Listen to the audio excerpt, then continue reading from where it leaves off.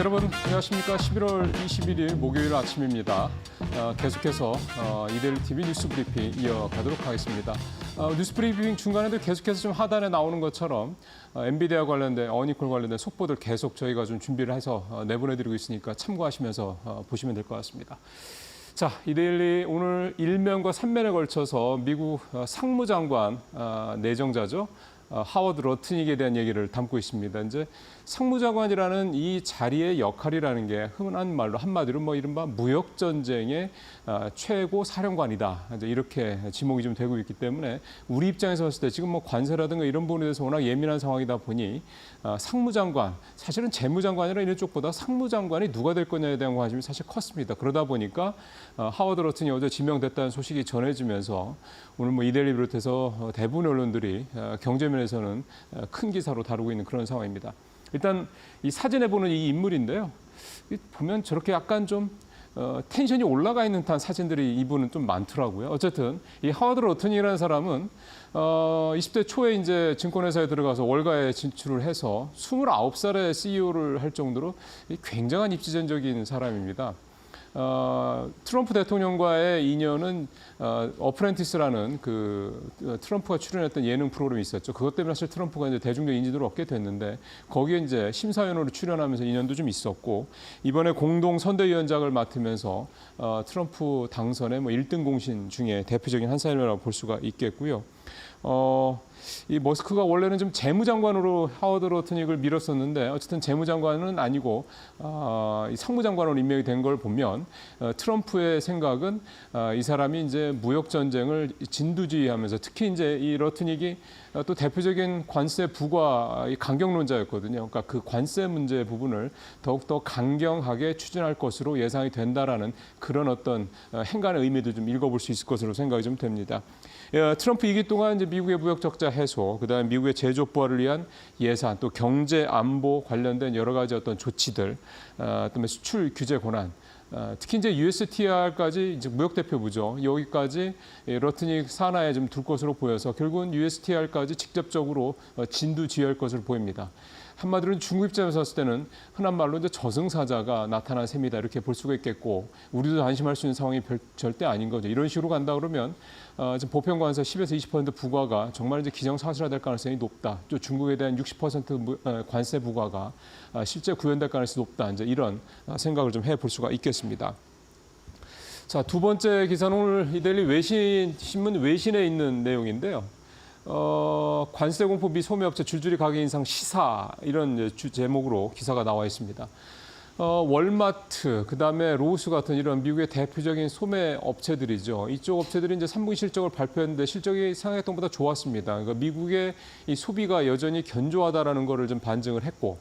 근데 문제는 이제 이들이 이제 실적 발표하고 난 다음에 CEO라든가 CFO 같은 이런 경영진들의 얘기들이 이구동성하는 얘기가 이겁니다.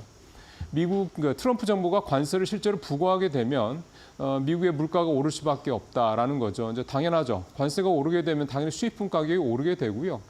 수입 물가 자체가 오르게 되고 수입품 가격이 오르게 되면 그거를 실제 이제 소매 판매를 해야 되는 이런 소매업체들 입장에서 봤을 때는 물건값을 안 올릴 수가 없습니다. 무슨 마진을 20-30%씩 이렇게 내면서 물건을 파는 게 아니기 때문에 그런 건데요. 결국 물건값이 오르게 되면 소비가 줄어들 가능성이 있다는 얘기죠. 소비가 줄어들게 되면 당연히 이런 소매업체들의 실적 안 좋을 수밖에 없을 거고 미국은 또 잘 아시는 것처럼 고용이 유연하기 때문에 실적이 안 좋으면 바로 직원들 줄입니다. 결국 이런 고용 근로자, 이 고용 문제가 제기될 수밖에 없다. 이런 얘기들을 이 소매업체 경영진들이 좀 줄줄이 좀 하고 있는 상황입니다. 여러 가지 대책들을 좀 얘기를 하고 있습니다. 공급업체들과 이 납품 가격 관련된 부분에 대해서 좀 대비책을 얘기를 하고 있다. 이런 얘기들도 좀 줄줄이 하고 있고 일부 업체 같은 경우는 신발 제조업체인데 스티브 매든이라는 회사가 이제 여기 취재 결과에 이제 나와 있는데 이 스티브 매든 같은 신발 제조업체 같은 경우는 현재 중국에서 가져오는 수입 물량의 대략 한 절반 정도, 매출의 절반 정도 되는데 이거를 좀 대폭 줄이겠다 이런 대책까지 좀 세우고 있다 이런 얘기가 좀 나오고 있습니다. 트럼프 2기가 시작하기도 전에 이 관세 공포에 따른 소매업체들의 이 실적에 대한 여러 가지 우려, 또 두려움, 공포들이 좀 벌써부터 좀 가시화가 되고 있는 그런 상황입니다. 자, 우리 시장 얘기 좀 해보죠. 오늘 이데일리 증권면 톱 기사인데요. 먹을 게 없다 쪼그라드는 공격 투자. 공격 투자라는 이 말을 이제 이 옆에 부제에 있습니다만 신용거래 융자 잔고가 좀 크게 줄어들고 있다라는 걸 가지고 좀 얘기를 좀 하고 있는 겁니다. 신용거래 융자 잔고는 이제 흔한 말로 빚내서 투자하는 거죠. 근데 보통 사람들이 빚을 내서 투자한다는 얘기는 내가 갖고 있는 원금보다 더 많은 돈을 빌려서 한다는 얘기니까 굉장히 공격적인 투자가 되는 거고, 공격적인 투자를 한다라는 얘기는 시장에서 내가 수익을 낼 수 있는 관심이 확신이 있다, 이런 점에서 이제 이 신용거래 융자 잔고를 가지고 시장의 투자 심리를 보여주는 일종의 지표 중에 하나로서 해석을 하는데요. 준비된 표를 좀 보면서 말씀드리면 최근 신용거래 융자 잔고가 16조 원대로 떨어졌습니다. 보시는 것처럼 올 6월에 20조까지 올라갔었고요.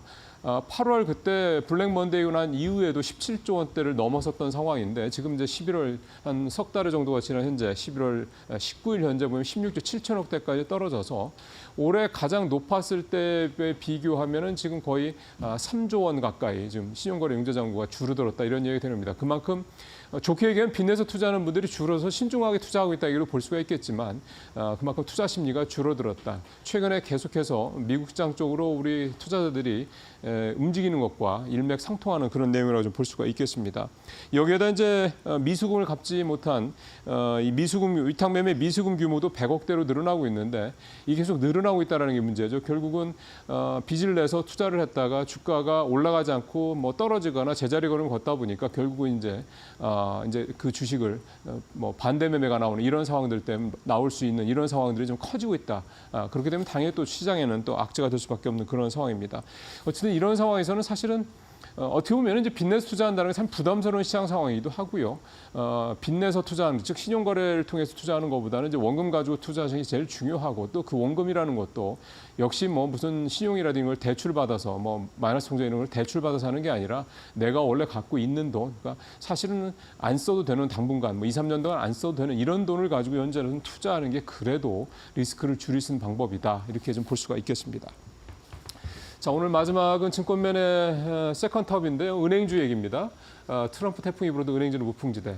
사실은 얼마 전까지만 해도 미국 같은 경우는 은행주들이 굉장히 좋았습니다. 트럼프 그 당선에 따른 규제 완화 기대감, 이것들이 좀 작용해서 미국에서 은행주들이 되게 좋았는데 우리나라 은행주는 좀 주춤했습니다. 왜냐하면 트럼프 당선 이후 달러가 워낙 빠르게 강세로 가면서 이 우리나라 금융지주들, 은행들이 갖고 있는 외화 자산의 수익성이 떨어질 수가 있다. 그렇게 되면 SET1, 세트1이라고 보통 얘기하는, 지금 우리 금융지주사들이 주로 주주환원 정책의 기준을 잡고 있는 세트1이 비율이 떨어지게 되면 결국 이제 주주 환원을 할 수 있을 만한 이제 배당금이 줄어든다, 뭐 이런 논리였죠. 그래서 은행주들이 조금 부진했었는데 지금 바로 좋아지고 있습니다.